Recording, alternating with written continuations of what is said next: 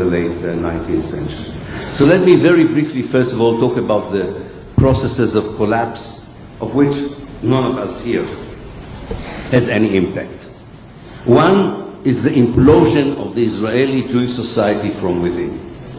There are very clear indications that that society finds it very difficult to find cement that would keep it together as an ethnic society, as a national society. And the reason is not the Palestinian resistance and is not our international solidarity movement. The reason is that the idea that that was good timing. The idea that Judaism is nationalism and not a religion is a false idea. And it took time for it to unfold as an impractical idea. But now it's very clear. If you take a religious identity and you claim that it is a national identity, it's not going to work. So now we have these, for the sake of simple reference, we have, if you want, the secular liberal Jews versus messianic, theocratic, more traditional Jewish section of society. And they really thought for many years that the existence of the so-called external enemy would keep them together. And then came the last 20 months and proved that that is not working either. In fact, the level of hatred and animosity between these two sections of society sometimes sometimes is far greater than the animosity that they display towards the Palestinians.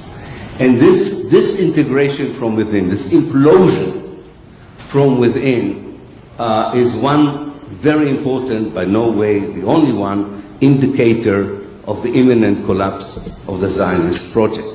One particular group is taking over, the more messianic group, I called it recently the state of Judea. They are taking over Israel. They're already dominating the political system, the army, the secret service. The last bastion that they want to take over is the judicial system, but I believe that they would succeed in doing that as well. And in that respect, you will have a very clear message to the world: we are a fanatic, racist, messianic state. And in fact, if you read what they are talking about and what they are planning, their ambition goes far beyond the borders of historical Palestine, into the south of Syria, into the south of Lebanon. And these are people who would be in the possession of atomic bombs, a very strong air force, and yet would lack the social validity. They will not have the basis of a normal society. It would, in a way, be a group of militants with an army, but it would not be a group that has a viable state behind. Another process we have nothing to do with, but is working, is the economic crisis. Until recently, until the 7th of October 2023, Israel needed $3 billion a year from the United States to sustain its economy. In the last 20 months, it needed $14 billion to sustain it. And the bill will be doubled and tripled in years to come.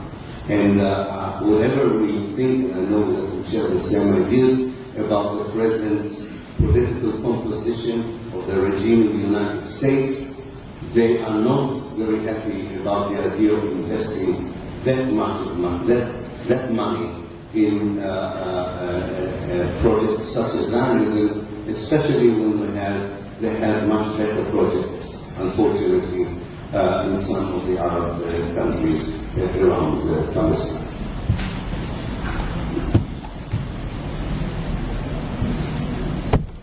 The third process, which I think is very important to take into account, is and then here I come more into things that we are part of, is the disassociation of so many protecting young Jews around the world, particularly the United States, from Zionism and Israel.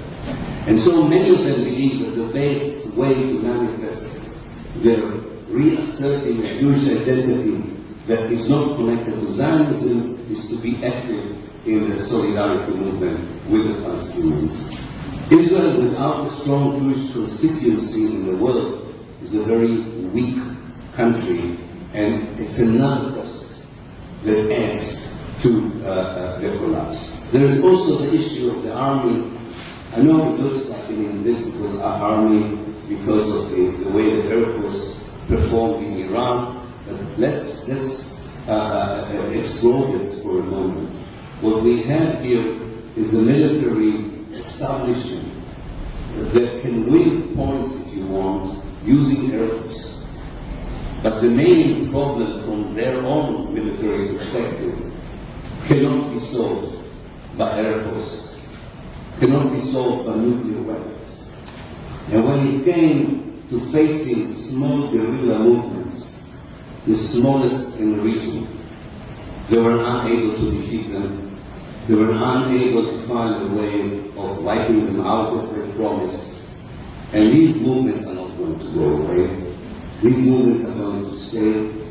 And whatever the Air Force and the missiles bring with them, they don't bring a military solution that would wipe out Palestine as a nation, as a country, or as an idea.